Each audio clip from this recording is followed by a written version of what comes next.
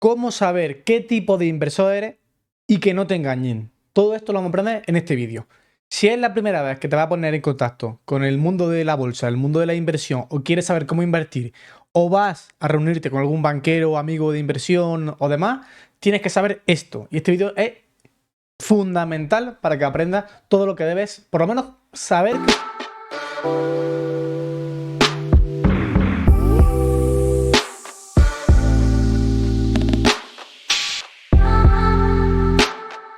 Bueno, pues ya estamos aquí en la diapositiva y como bien sale aquí Darío, haciéndose pregunta cuánto dinero tengo que invertir en bolsa, cuánto en bonos, qué es el test de idoneidad, qué es el test de conveniencia. Bueno, pues todas estas preguntas las voy a contestar al final del vídeo y os aseguro que os van a servir para este primer día que os enfrentáis al banquero o al amigo asesor que os lo hará en chino. Así que creo que esto es muy importante para saber qué tipo de inversor sois y no vayáis con miedo o con vergüenza. ¿De qué vamos a hablar hoy? Vamos a hablar de qué tipo de inversor soy, tips que necesitas para que no te engañen en un banco o cualquier asesor, y qué tengo que invertir o cómo tengo que invertir y en qué productos. Son tres puntos muy importantes y necesarios. Antes de nada, recordar que vamos a hablar todo relacionado con el MiFID II, no el MiFID III como aparece aquí, es el MiFID II, que es el Markets in Financial Instruments Directive. Es decir, son las directrices que marca la Unión Europea de cara a utilizar instrumentos derivados financieros complejos, no complejos. Creo que los no complejos no, pero bueno, complejos, en el que los asesores se tienen que basar en estas reglas. Entonces, como yo y Velasco somos asesores financieros, tenemos el título, hemos cogido el manual nuestro y hemos sacado información para contarla de lo que os van a preguntar, lo que os van a exigir y las dudas que tengáis antes de rellenar papeles y ver que no es para tanto. Lo primero, ¿qué tipo de inversor soy, no? Y el documento de MiFID dice que primero tienes que plantearte tres cosas, ¿no? Los objetivos que tiene y características tuyas, ¿no? Esas características son la capacidad que tiene frente al riesgo, la escala de tiempo, no es lo mismo un año que 5 años que 20 años, el ciclo de la vida, no es lo mismo que estés jubilado, que tenga un patrimonio de 10 millones, que tenga el patrimonio de 10.000 euros, o que tenga responsabilidades con nietos y demás, o no, la deuda que tenga, y luego, por otra parte, van a importar mucho los objetivos que tenga. Tienen que ser objetivos reales, ¿no? Lo que no puede ser es que tenga 80 años, quiera crecer a triple dígito y quiera aumentar mi patrimonio un por 3. Oye, pues quizás no sea lo más correcto, ¿no? Pero bueno, es importante que tengáis claro la seguridad, que hay tres tipos de objetivos, ¿no? El objetivo de tener seguridad de que mi patrimonio crezca más o menos al ritmo de la inflación, ¿no? Que es un inversor mucho más conservador, como bien dice aquí el dibujo. Ingresos recurrentes, que es más moderado, busca ya temas fondos con dividendos, punto de renta variable, renta fija, y luego el crecimiento acelerado de tu patrimonio, que ya sería como es el más agresivo. Esto es un resumen. Y estas preguntas de todas estas cuestiones que hemos hecho aquí, las tenéis que tomar vosotros. Tenéis que decidir vosotros qué tipo de inversor sois. Aquí os pueden asesorar y os pueden contestar ciertas dudas que os surjan, pero realmente esto es muy personal y depende de cada uno. Entonces es importante que lo defináis y que lo sepáis, ¿vale? Hay que tomarse el tiempo, pero es importante de cara a una vez que sabes cómo eres y sabes lo que quieres, va a optar a una rentabilidad u otra, con una volatilidad y con un riesgo u otro, ¿vale? Eso es importante conocerlo. No eres mejor ni peor, y eso es importante dejarlo claro, porque seas más conservador o porque seas más agresivo. Va a depender, no es lo mismo yo con 20 y pocos años que una persona con 60, con 80, ni una persona, un hijo que le hace la cuenta con 0 años, con 5 años. O sea, hay distintos tipos de objetivos dependiendo de las necesidades. Y el patrimonio y la deuda y cómo tengo responsabilidad en mi vida. Es que no va a ser lo mismo vivir tranquilamente con mi pareja ya jubilado en una casita de nieve que tener mis nietos que tener deuda. Todo esto tenéis que responderlo vosotros. Pero estas son cuestiones que podéis ir tocando antes de que vayáis a hablar con el banquero, con el asesor, con el amigo que quiere ayudarte con el tema bolsa, porque os van a definir y así. Esto no se decide un día para otro y podéis tomar tiempo para construir vuestra imagen. Una vez que tenemos más o menos previsto, aunque luego vamos a ver distintos tests para saber qué tipo de inversor somos o cómo somos, aquí tenemos un poco de riesgo y aquí empezamos a mostraros los distintos modos de inversión que existen, ¿no? Y lo dividimos en conservador, equilibrado o arriesgado. Y fijaros que en el que no hay riesgo tenemos depósito a la vista, mercado monetario, bonos gubernamentales y todo muy corto plazo, o no todo muy corto plazo, sino todo muy poco riesgo. Es decir, son cosas que son muy a la vista, muy claras, preestablecido ya la rentabilidad que va a tener, es decir, cosas que son sin riesgo y que hace que la persona esté tranquila. Pues esto está más enfocado para gente que sea conservadora, gente con una edad ya elevada y que quiera mantener su patrimonio más o menos al nivel de la inflación o un poquito más. Si seguimos avanzando, fijaros cómo llegamos ya a fondos de renta fija, fondos de dividendos y fondos globales de dividendos. Y por último, el de riesgo ya alto, aquí mete los fondos globales de renta fija, fondos de dividendos y fondos sectoriales. Aquí yo metería también la parte de acciones, de equity, que no aparece aquí, y acciones también de dividendos, no solo fondos sectoriales y fondos globales. Bueno, esto es para que hagáis una idea. Me preguntáis, Darío, ¿y cuánto porcentaje tengo que ser de cada activo? Tranquilo, porque lo vamos a ver después. Lo voy a dejar para el final, porque dependiendo de la edad que tiene, los estudios dicen que hay que tener distintos porcentajes. Pero bueno, lo vamos a hablar.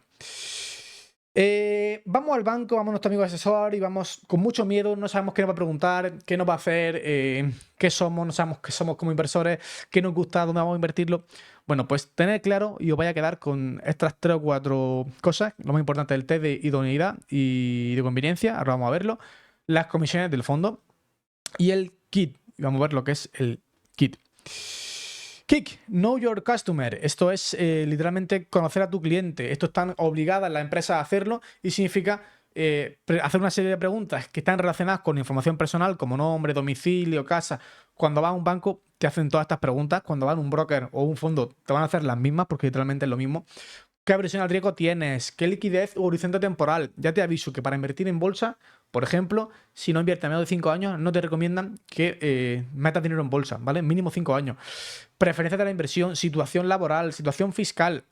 Es decir, te hace una serie de preguntas para conocerte, para que el cliente sepa quién eres, de qué picogea o qué características tiene, ¿vale? También te van a hacer el tema de la idoneidad y la conveniencia. Estos son 2 tests. En el caso en el que tú quieras que te asesoren, un banquero, o que te gestione la cartera, va a tener que rellenar uno o los 2 test, porque la ley se lo marca. ¿Qué es el test de conveniencia? Vamos a empezar con el de abajo. Se utilizan para clientes que quieren acceder a productos complejos sin asesoramiento, sin tener en cuenta su objetivo financiero. ¿Qué significa eso? Que yo quiero meter mi dinero en Sabadell o en Revolut y quiero que me dejen utilizarlo, pues me van a hacer un test de conveniencia, que normalmente lo hacen los brokers y casi todo, para decirme, oye, quiero saber los conocimientos que tienes tú como cliente, el broker te dice eso, y vas rellenando una serie bastante fácil. Y luego tienes el test de idoneidad, que en este se preguntan cosas mucho más complejas y es mucho más específico, porque ya te preguntan el nivel de ingresos, cuántos activos tienes, qué estudios financieros tienes. Y por ejemplo, Interactive Brokers, cuando va a operar, que es un broker, que para quien no lo conozca, el mejor broker que existe para operar en acciones, cuando quieres tú operar un producto apalancado, opciones o un otro derivado, te dice que rellene el test de idoneidad para ver si eres consciente o eres capaz de hacerlo o no. Aquí, en estos casos, si no supera el test de idoneidad, el broker se puede negar a dejarte utilizar ese producto, ¿vale? Aquí vamos a ver 2 ejemplos. Que este es el test de conveniencia, ¿no? Y fijaros que que es hemos dicho que es el que te preguntan casi cualquier banco cuando va a preguntar, cuando va a utilizar su plataforma o algún producto no complejo, siempre y cuando no haya asesoramiento, simplemente literalmente te van a dejar operar en su plataforma. Pues fijaros las cosas que te preguntan, ¿no? Tienes la formación que te permita interpretar los productos financieros, experiencia profesional que has tenido, ¿sabe usted lo que es una entidad de capital de riesgo? ¿Ha realizado usted inversiones en entidades de capital de riesgo? ¿Realiza inversiones en otros productos financieros? Y al final esto pues te va a dar una nota que el cliente es apto o no. Normalmente no es muy difícil que sea apto y si no, normalmente te ayuda el asesor, el gestor para hacer el test de cualquier duda que tenga. Esto es un ejemplo que coge en internet, pero hay cientos. Y luego hemos visto que el test de idoneidad ya es más complejo, ya está enfocado a cuando quieres que te asesoren y que te gestionen la cartera. Es decir, oye, pues yo tengo un patrimonio más grande, más pequeño, pero quiero que me lo lleve mi amigo el de Sabadell o el de Bankinter o el de cualquier banco. Bueno, pues este test tienes que hacerlo, el de Mafre. Hay que hacer este test. Y este test es un poco más complejo, pero tampoco, ya veis que no tiene nada, simplemente te va a dar un perfil y a partir de eso vamos a ver lo que pasa. Aquí estamos aquí en la página de MyInvestor. Recordad que estos 2 enlaces voy a dejarlo abajo en la descripción del vídeo para que podáis utilizarlo y podáis beneficiaros de hacer estas cositas y viendo antes de que vayáis al banquero, a vuestro amigo y demás. El riesgo que queramos, pues vamos a poner estabilidad de crecimiento patrimonial. Si tuviese una pérdida del 5%, ¿qué haría? pues yo voy a poner incrementar mi posición, porque es lo que haría yo. Durante el plazo, ¿qué plazo aproximadamente tienes pensado invertir esta inversión? Pues más de 10 años por mi edad. ¿Qué porcentaje de tu patrimonio financiero representa el importe que quieres invertir en esta cartera? Pues yo ahora mismo tengo entre el 50 y el 75%. Es decir, tú aquí puedes poner el porcentaje que es tuyo. ¿Qué porcentaje de ingresos destina a gastos o compromisos financieros periódicos? Por ejemplo, hipoteca, luz, agua. Pues vamos a poner menos del 25. ¿Crees que tus ingresos se mantendrán estables en el futuro? Sí. ¿Quieres que la gestión de tu cartera vaya encaminada a la inversión en fondos de inversión que repliquen un determinado índice, fondos indexados, o fondos de inversión de productos que con frecuencia determinada un cambio de combinación de activos en los que invierte el fondo? Vamos a poner como si fueran fondos indexados. Si fuera un gestor en el que también te puede ofrecer acciones o te puede ofrecer renta fija, pues esta opción tendría más casillas.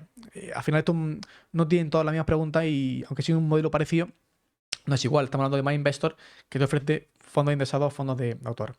¿Tienes preferencia en materia de sostenibilidad en la composición de tu cartera? Pues no, me da igual. ¿Te gustaría que tu cartera estuviese invertida al 100% en fondos de inversión de renta variable? Yo sí. Pues le damos a continuar y aquí me dice que tengo un valor del 3 al 5, el máximo del 5. Plazo recomendado mínimo que tenga que tener 4 años, ya os aseguro que voy a tenerlo más. Y más o menos dicen que mi rentabilidad esperada puede ser un 6,7. Dice que mi cartera es equilibrada para un periodo mínimo de 3 años y compuesto por renta fija y renta variable. Y luego aquí en MyInvestor pues te dejaría otra vez meterte aquí en cuanto el horizonte, cuánto quieres invertir y demás.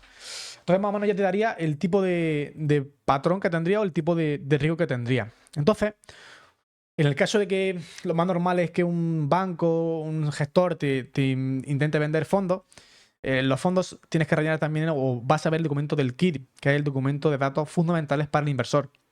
Que en este te van a dar un montón de papeles y no asustéis, básicamente va a decir los objetivos de ese fondo, la política de inversión que tienen con ese fondo, por qué están ahí o qué instrumentos hay dentro, qué hacen ahí dentro o qué es lo que quieren. ¿Qué van a hacer con tu dinero y en dónde lo van a repartir? Eso es muy importante. Si tiene algún requisito para extraerlo. Y luego está el tipo de activo. Si es renta fija, renta variable, si es un valor que va a crecer, si simplemente quieres dividendos, qué riesgo tiene.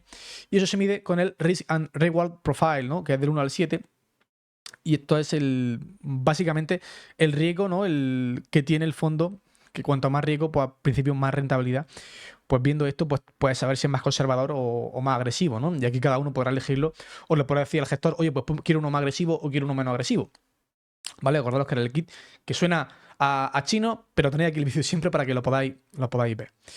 Y luego también es importante ver los horarios y las comisiones. Pensad que si vosotros no gestionáis vuestro propio dinero, que desde aquí de Devil Investor intentamos que lo hagáis vosotros, pero si no lo hacéis, siempre decimos, oye, fijaros en cuánto van a cobrar. Y para eso está el DFI, que son los datos fundamentales para el inversor.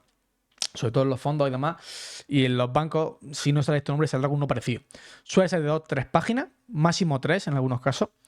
Y el cliente, siempre que tú, imagínate que quieres un fondo, te comprometes con el banco, siempre hay un periodo de reflexión en el que tú, aunque hayas firmado, tienes la posibilidad de poder anular ese contrato que has firmado. Normalmente son 15 días, pero también es importante o que lo leas o que lo preguntes. Más que nada porque tú sabes cómo está hoy, pero mañana tiene un imprevisto, y saber que puedas rehacer tu obligación, que esto lo hicieron con el MiFID II. O sea, que tiene un periodo de reflexión en el que puedes hacer esto, ¿vale? Importante. Y ya por último, me imagino que habrá dudas. Si tenéis alguna duda, dejadlo en comentarios, que para eso estamos. Pero es importante que cuando vayáis al banco, vayáis al asesor, tengáis ciertas cosas claras, que hemos visto qué tipo de inversor soy, el kit, que es lo que me van a preguntar para saber cómo soy, test de idoneidad y test de conveniencia, y luego el kit con D para saber el riesgo que tiene un fondo, las características y los horarios. Y luego, por último, cómo tengo que invertir y en qué productos, ¿no? Ya adelanto que hay muchísimos. En este canal estamos especializados en... Aquí he puesto Google como acción que cotiza, pero en el mercado de renta variable de acciones, que es algo muy bonito. Pero también poder invertir en bonos, ¿no? Ahora vamos a verlo, en oro, en cuentas remuneradas, en rates o en inmobiliario, en Bitcoin, en productos financieros complejos, en fondos de autor, que hemos puesto aquí el de Numantia. Y por último, en ETF. Si alguno tiene alguna duda sobre ETF, hay muchos vídeos en nuestro canal que hablan sobre los ETF o sobre otros productos. Y vale, Darío, fijaros todo el montón de productos que hay, pero yo tengo X edad y ¿dónde lo invierto? Bueno, pues aquí os traigo la tabla que está en lo que nos tuvimos que estudiar para el curso de MiFID II, en el que literalmente te va diciendo los porcentajes que tienes que tener según la edad que tengas en un clase de activo o en otro. Fijaros que con menos de 40 años, la mayoría las tiene en acciones de empresas grandes. Aquí en el Reino Unido, pero vamos, la puedes extrapolar a Europa o internacionales. Fijaros que 40 más 20, un 60% en acciones como tal, en equity. Luego 25 en bonos, inmuebles un 5%, acciones pequeñas, ya no Reino Unido, sino pequeñas en general, otro 5% y efectivo un 5%. Esto es bastante complejo hacerlo y más si tienes 30 años y no tienes un gran poder de inversión, porque por ejemplo un inmueble, por poco te gastes, te va a gastar mínimo en la entrada 20, 30.000, 40.000 euros. Entonces, que represente un 5% es complejo. Pero para que os hagáis una idea, más o menos cómo tiene que rondar. Fijaros que en 40 años le dan mucha importancia a las acciones, al equity, y fijaros que con más de 70 es cero. Y con más de 70 la mayoría está en efectivo y en bonos. Fijaros aquí antes os he hecho la pregunta de qué tipo de inversor sois. Tenéis que pensar y tenéis que, con los 4 o 5 cosas que os he dicho, tenéis que pensar qué perfil sois. Aquí os están diciendo que con más de 70 años lo normal es que seáis mucho más defensivos y seáis mucho más conservadores. Porque más probabilidad de perder que de ganar, porque hay menos tiempo para remitir o para cambiar un error o una caída del mercado agresiva. Fijaros que mucha gente que nos ve que está entre 40 y 49, fijaros que aquí ya ha pasado de un 60 a un 45 el tema de las acciones. Si sumimos esto un 50, es decir, la mitad de tu cartera estaría en acciones, y le da mucha más importancia a los bonos. Fijaros los bonos cómo van aumentando el valor, y al igual que el efectivo da un salto de gigante a partir de los 60. Sin embargo, las acciones pequeñas, una llega a los 60, desaparecen, y los inmuebles desaparecen, que esto también es un poco intuitivo, porque realmente cuánta gente con 60 años tiene un montón de inmuebles, así que esto hay que cogerlo con pinza, que quizá aquí si esto fuera un 30% o un 60% y después el resto aquí, pero para que hagáis una idea de cómo en vuestra vida, la idea, según dicen los estatutos, que yo tampoco estoy muy de acuerdo, los grandes o las empresas importantes que se dedican a esto, como es CISI y alguna otra sobre el MiFID II, la gente pensante en este país, en este mundo, mejor dicho, en Europa, cómo evoluciona la composición de nuestra cartera. No sé si tenéis alguna duda. Esto es muy personal, ya lo he dicho, podéis cambiarlo, podéis mejorarlo. Quedaros con el tema de acciones, inmuebles, bonos y efectivos, aunque fijaros que hay un montón de activos, y dentro de aquí que pone acciones de empresas grandes, pues habrá gente que tenga fondos y habrá gente que tenga ETF. No pasa nada, está dentro de este 40% que se considera renta variable, que es como un poco más riesgosa. Y esto es todo. Hasta aquí hemos llegado. Espero que os haya gustado. Creo que os ha aportado, que es muy necesario si te la han pasado porque vas a hablar con un banquero o estás muy perdido. Ya estás menos perdido. Creo que ese era el objetivo y creo que lo he cumplido. Así que dejadlo en comentario, dale a like, compártelo, porque creo que os puede ayudar a mucha gente que tenéis miedo allá al banquero, porque van a preguntar cosas o van a hacer cosas distintas, difíciles y demás. Si os gusta este tipo de vídeo que esté centrado en cómo llegar a un banco, cómo invertir, cómo empezar a invertir o cómo gestionar nuestro dinero sin tener ni idea, podemos empezar a hacer una serie de vídeos relacionados con esta temática. Así que me despido ya. Mil gracias a todos. Seguidnos en nuestras redes sociales. Mil gracias por apoyar este canal. Cada vez somos más. Somos una familia increíble. Así que un abrazo, familia, y nos vemos en el siguiente vídeo. ¡Hasta luego!